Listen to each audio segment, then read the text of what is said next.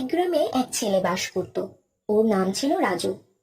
ও খুব নম্র ভদ্র ছিল, সবসময় মানুষের উপকার করত, কখনো কারো ক্ষতি করত না। সে একদিন গ্রামের মেঠো পথ ধরে হাঁটছিল। রাস্তায় হাঁটতে হাঁটতে দেখলো রাস্তার পাশে একটা পাগল বসে আছে। সে শুধু হাসছে।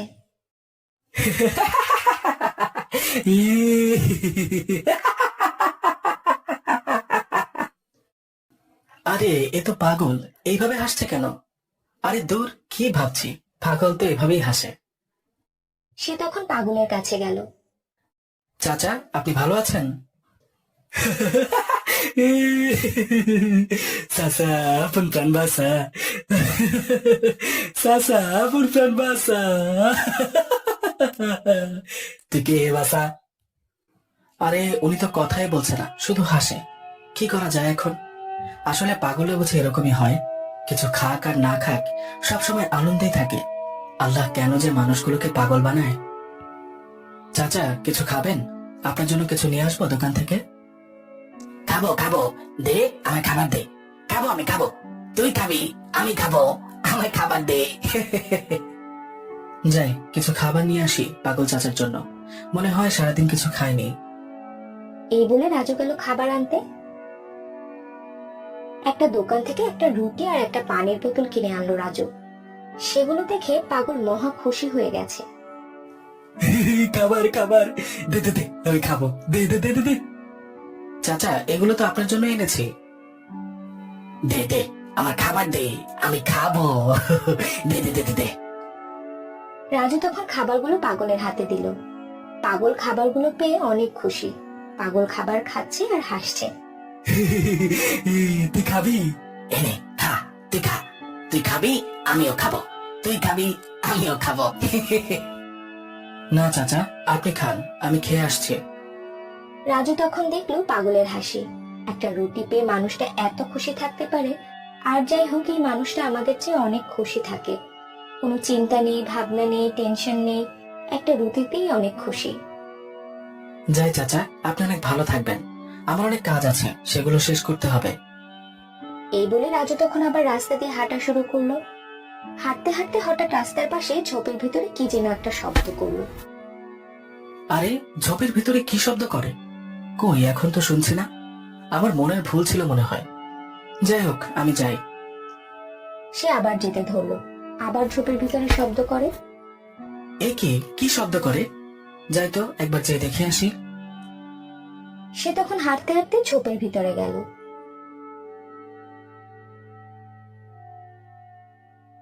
যে দেখলো একটি ছেলে রশি হাতে নিয়ে দাঁড়িয়ে আছে। রাজু তখন ছেলেটির দিকে এগিয়ে গেল। কাছে গিয়ে দেখতে পেল সেই ছেলেটি রাজুর বন্ধু শুভ।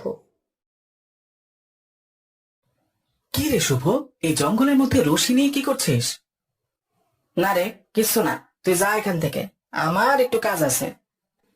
আচ্ছা কি কাজ, আমাকে কি বলা যাবে? আমার তো মনে হয় তোর কিছু একটা হয়েছে। না না, আমার কিছু হয় নাই। কি হবে, আমার কিছু হয় নাই।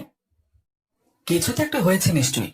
আচ্ছা দেখ, তুই যদি আমাকে না বলিস তাহলে সমাধান হবে কি করে বল? আর আমি তো তোর বন্ধু, তাই না? মনের ভেতর কিছু না রেখে বলে ফেল আমায়, দেখবি অনেক হালকা লাগবে। আমি বুঝতে পারছি অনেক ডিপ্রেশনে আছিস তুই। আমি এ জীবন আর রাখবো না, আমি আত্মহত্যা করবো রে বন্ধু। কিন্তু কেন? তুই তো জানিস আত্মহত্যা মহাপাপ। জানি মহাপাপ, কিন্তু রেখেই বা কি করতে পারতেছি বল? আমার জীবনে কোনো সফলতা আসে না, আমার জীবন শুধু ব্যর্থতায় ভরা, শুধু হতাশা আর হতাশা। আমাকে দিয়ে কিচ্ছু হবে না রে, বেঁচে থাকার চেয়ে না থাকাই ভালো। আচ্ছা ঠিক আছে, মরতেই যখন চাস তাহলে আমি তোকে বাধা দেব না, তবে আমার সাথে একটু আয়। ওরা দুজন তখন হাঁটতে হাঁটতে চলে যায়। একটি নদীর পাশে গিয়ে বসে।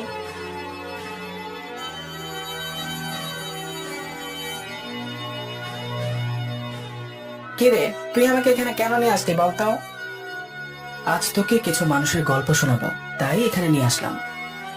বুয়েট পাশ এমন একজনের গল্প শুনেছি, যার বিবাহিত জীবনের 13টা বছর শুধু একটা বাচ্চা নেওয়ার চেষ্টায় কাটিয়ে দিচ্ছে।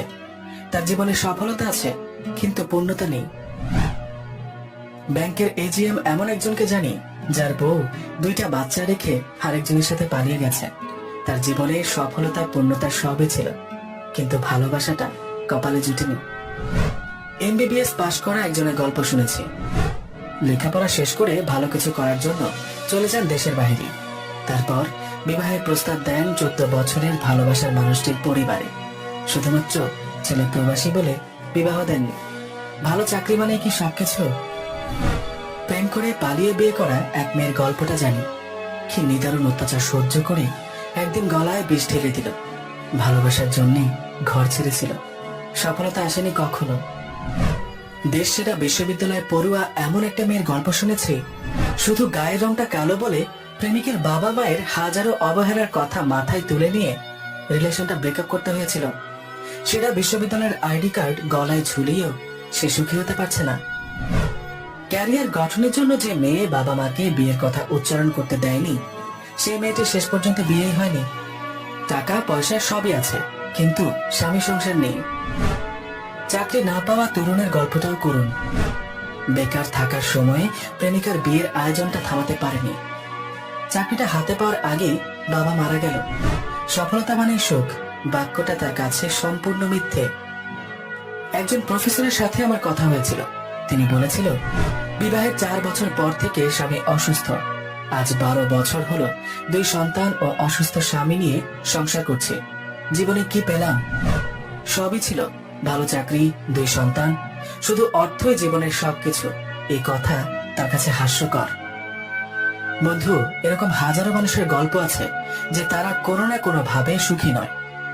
জানিস বন্ধু, এই জগতে আসলে কে সুখী আছে? টাকায় কজনকে সুখ দিয়েছে? জীবনের সফলতা মানে কি সুখ? একটা জীবনে সুখী হয়ে মারা গেছে কজন?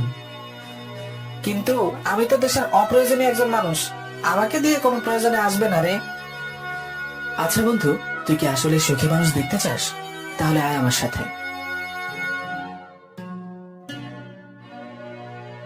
রাজু তখন শুভকে নিয়ে গেল ওই পাগলের কাছে।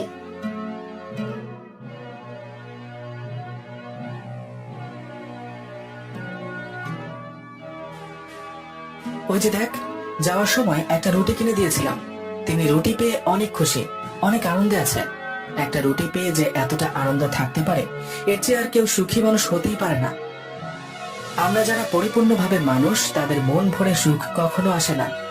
আমরা কখনো পরিপূর্ণভাবে সুখী হতে পারি না। তোর বাবা মার জন্য তোকে বেঁচে থাকতে হবে বন্ধু।